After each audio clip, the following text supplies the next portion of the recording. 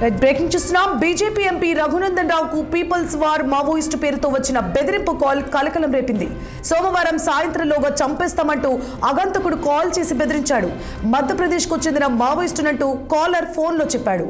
మేడ్చల్ జిల్లా దమ్మాయిగూడలో ఓ ప్రైవేటు పాఠశాల కార్యక్రమానికి హాజరైన క్రమంలో ఈ బెదిరింపు కాల్ వచ్చినట్లు తెలుస్తోంది. అయితే కాల్ను రఘునందన్ రావు పిఏ లిఫ్ట్ చేసినట్లు సమాచారం. వెంటనే బెదిరింపు కాల్పై ఎంపీ రఘునందన్ రావు డీజీపీ ఎస్పీకి ఫిర్యాదు చేశారు. ఇదే అంశానికి సంబంధించి మరిన్ని అప్డేట్స్ ని మెదక్ నుంచి మా ప్రతినిధి శ్రీనివాస్ ఫోన్ లైన్ లో అందిస్తారు. శ్రీనివాస్.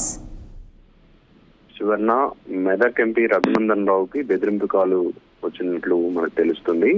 దీనికి సంబంధించి ఏదైతే ఎంపీ గారు ఉన్నారో ఆయన మేడ్చల్ జిల్లా దమ్మాయిగూడలో ఒక ప్రైవేట్ పాఠశాలలో కార్యక్రమానికి అటెండ్ అయ్యారు. ఆ సమయంలో తన ఫోన్ పిఏ దగ్గర ఉండడంతో ఆ సమయంలో ఆ ఫోన్ ని పిఏ లిఫ్ట్ చేశారు. చేసినప్పుడు అక్కడ నుంచి ఏదైతే అగంతకుడు కాల్ చేశాడో, మేము పీపుల్స్ వార్ మావోయిస్ట్ నుంచి చేస్తున్న మావోయిస్ట్, అదేవిధంగా ఈరోజు సాయంత్రం వరకు నిన్ను చంపుతామంటూ కూడా బెదిరించినట్టు పిఏ చెప్తున్నటువంటి పరిస్థితి. ఇది వెంటనే రఘునందన్ రావుకు చెప్పడంతో ఉన్నతాధికారులకు అదేవిధంగా రాష్ట్ర డీజీపీకి కంప్లైంట్ చేశారు.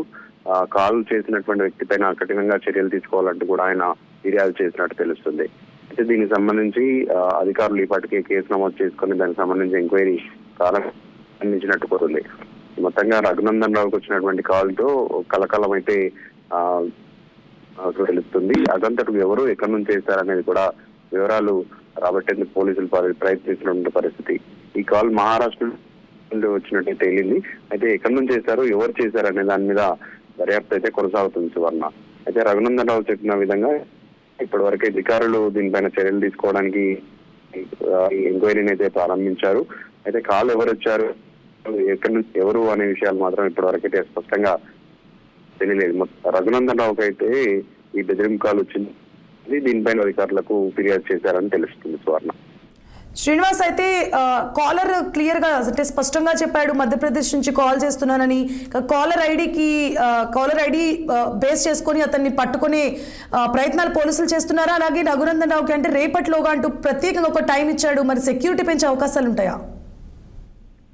దీనికి సంబంధించి రఘునందన్ రావు ఇప్పటికే అధికారులకు ఫిర్యాదు చేసిన నేపథ్యంలో అధికారులు అయితే దీనికి సంబంధించి ఎంక్వైరీ ప్రారంభించారు. టెక్నికల్ గా ఉన్నటువంటి అంశాలతో ఆ పర్సన్ ఎక్కడి నుంచి చేశారు, ఎవరు అనే అంశం పైన ఆ మొబైల్ నెంబర్ ఎక్కడ రిజిస్టర్ అయింది, ఎవరు ఇప్పటికే దర్యాప్తు ప్రారంభించారు.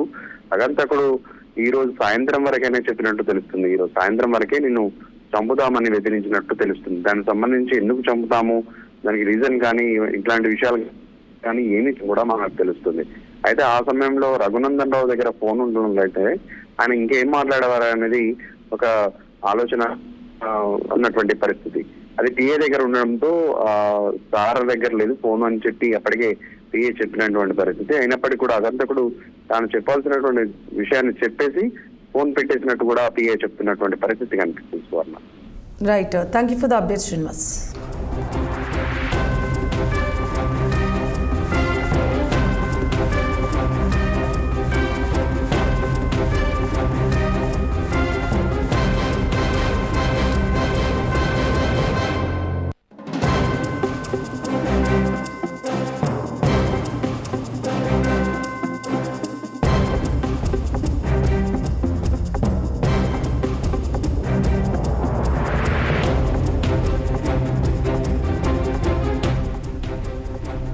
రైట్, బ్రేకింగ్ చూస్తున్నాం. బీజేపీ ఎంపీ రఘునందన్ రావుకు పీపుల్స్ వార్ మావోయిస్టు పేరుతో వచ్చిన బెదిరింపు కాల్ కలకలం రేపుతోంది.